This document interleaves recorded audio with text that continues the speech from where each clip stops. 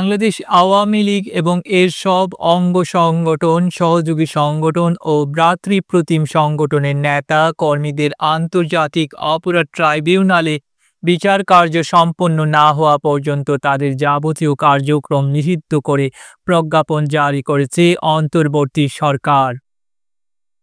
সোমবার 12 মে এই প্রজ্ঞাপন জারি করে স্বরাষ্ট্র মন্ত্রণালয়ের জননিরাপত্তা বিভাগ। সন্ত্রাস বিরোধী সংশোধন অধ্যাদেশ অনুযায়ী এ ব্যবস্থা নেওয়া হয়েছে।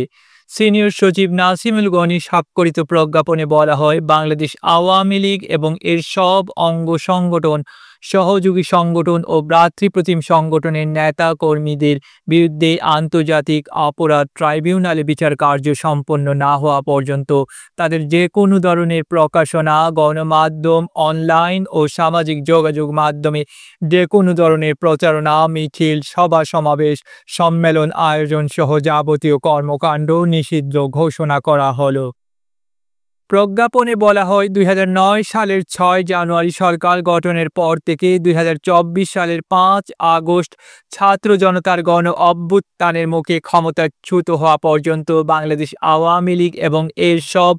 অঙ্গ সংগঠন, সহযোগী সংগঠন ও ভ্রাতৃপ্রতিম সংগঠন বিরোধী রাজনৈতিক দলগুলোর সদস্য ও ভিন্ন মতের মানুষের উপর হামলা, গুম, খুন, হত্যা, নির্যাতন ও ধর্ষণ সহ বিভিন্ন নিপীড়নমূলক ও সন্ত্রাসী কর্মকাণ্ডের মাধ্যমে সারা দেশে ত্রাসের রাজত্ব কায়েম করে।